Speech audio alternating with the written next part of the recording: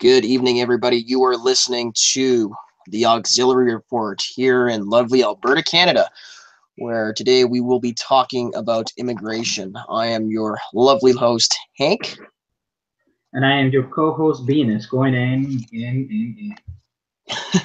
So we're going to be talking about immigration, like I said, with a focus on specifically its impacts on culture and economy, especially since we live in Canada. We have some people, certain people, I won't name who, but they would like us to have melanated individuals, one might say. Yeah, melanated, echo-y type individuals. They would want us to believe that. Some of them may or may not have jaundice, but that's besides the point. So they would want us to believe we need more immigration to Canada. Our birth rate, well, this is just a thing around the Western world, is the birth rates are dropping below that 2.1 threshold of reproduction and healthy economies. We need to bring in these people that are either skilled or unskilled. Unskilled if, we need a larger labor force to do certain, fields and careers where things are less important. Yeah, so, and we need obviously skilled immigrants. Doesn't matter where they're from or what their beliefs are, as long as they're skilled and they can contribute to the economy, and we don't really care about brain draining the rest of the world. And make more That's burgers. What we want. And make more burgers. And make more burgers. Yeah. More burgers, yes, indeed. More burgers. We are at a crossroads in Canada in terms of mass immigration. We've had a doctrine of mass immigration for the past, I would say, it's basically since 1982 with the passing of the Canada Act and the Charter. So we've had state-enforced multiculturalism and immigration for the past 30-odd years, or 40 years now, going on 40 years. So what are your thoughts on that, especially as both of us are second-generation immigrants? Benis. Well, yes. And well, I mean, in my case, I'm first generation because I came here. I wasn't born here. But yeah, my general opinion on it is that I guess just to kind of reuse old joke, it is actually pretty gay. And the main reason as to why is because it creates quite a few problems. From an economic perspective, the gains can be very meager, unless you're basically looking at only specifically skilled labor. And only skilled labor. Unskilled labor, for the most part, can be very finicky in terms of overall quality, education, and because of the overall standards that they have, it kind of connects back to the cultural issue, meaning that if they don't have necessarily the highest of intelligences or best education quality, it makes it that much harder for them to be able to, do anything regarding, actual assimilation. And from an economic perspective, the amount of money that they can actually bring into the economy can be much more limited, and it actually makes them more prone to require welfare, which admittedly it should be primarily reserved to those who are already citizens.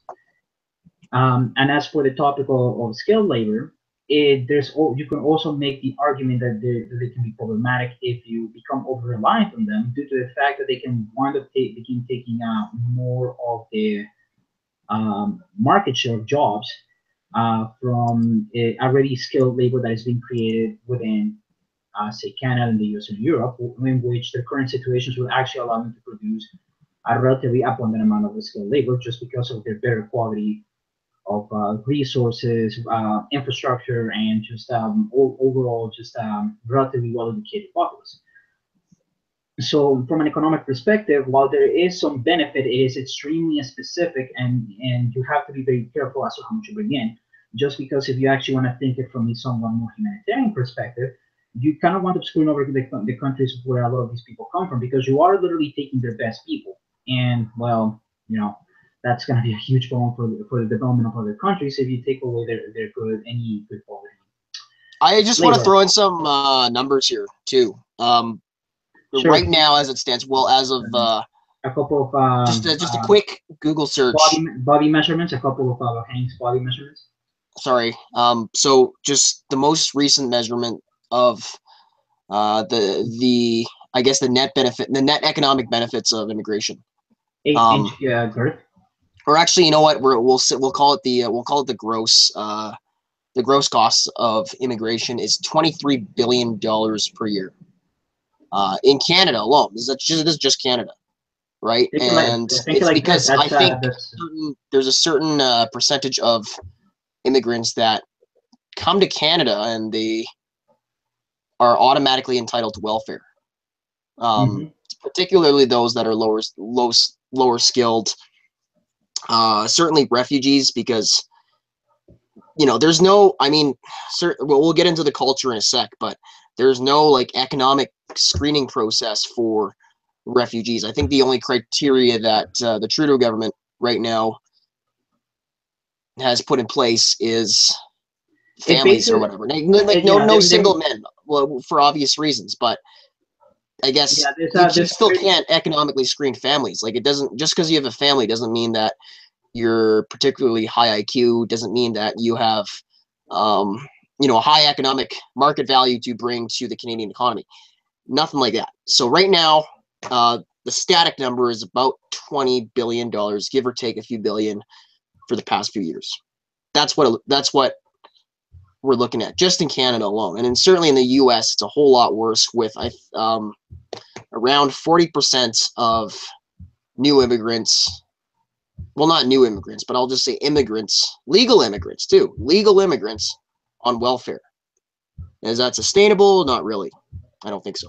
no. There's definitely has to be serious discussion in order to find one would say permanent solution to the Wiener problem, as to how I would put it, specifically within Yeah, the U.S. the Beaner problem certainly affects the U.S. a lot more than us. We're very lucky that our border, well, in a way we're lucky, but right now not so much, and I'll get into that in a sec. But we don't share a border with Mexico, and we don't have a direct land border to South America, which is a big add for us. So the fact that immigrants actually cost us $23 billion as a gross cost is kind of obscene, because we don't share this massive cost, uh, this massive land border that the U.S. shares with Mexico and basically all of South America. It's not just Mexican immigrants that are pouring in. It's people from Honduras. It's people from El Salvador. It's people from Colombia, from Venezuela. Of course, Venezuela certainly right now, as you would know, Carlos. Like Yes, they're I all would. pouring Yes, across. Or yes. should I say Benis? Uh, Uh, anyways, we'll bash on. Let's talk culture. well, now it's from a cultural perspective, you could definitely say that it gets pretty gay. Also, because well, quite frankly, it's just a matter of essentially just the quality of the individuals that you have.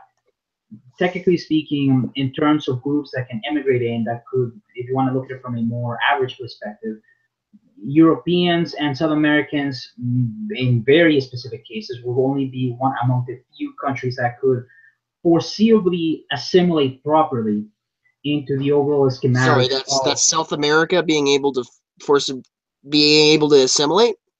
yes to What about but Los Zetas and stuff, and El Chapo? Those guys are doing a great job assimilating. well, I mean, I was actually trying to specify here. I'm not talking in very generalized terms. Okay, In addition to the fact that Mexico doesn't count as South America, thank Christ. Now, the point that I'm trying to make, and also to some extent, you could make the argument for also South Koreans, Japanese, and Chinese, although I say that with a big grain of salt, especially on the Chinese. Now, on that topic, even though I do say that, my intention is not to advocate in order to bring these people in. I'm just saying from the perspective that if they have to be blind, these would be some of the more ideal groups, and they have to be evaluated on a case by case basis, in order to make sure to kind of have a very good idea of what they're on basically, what kind of baggage you might be trying to put into the country.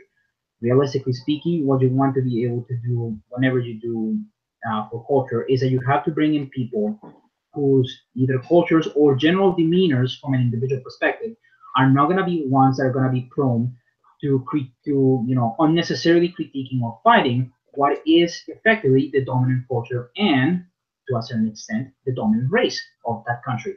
You have to make sure that whoever immigrates to whether it's Canada or the US or even into Europe proper, has to be willing to follow the laws, the culture, and everything about it. It doesn't matter if they don't like it. It doesn't matter if they, and it doesn't matter that, and it doesn't quite frankly matter how they feel about anything else.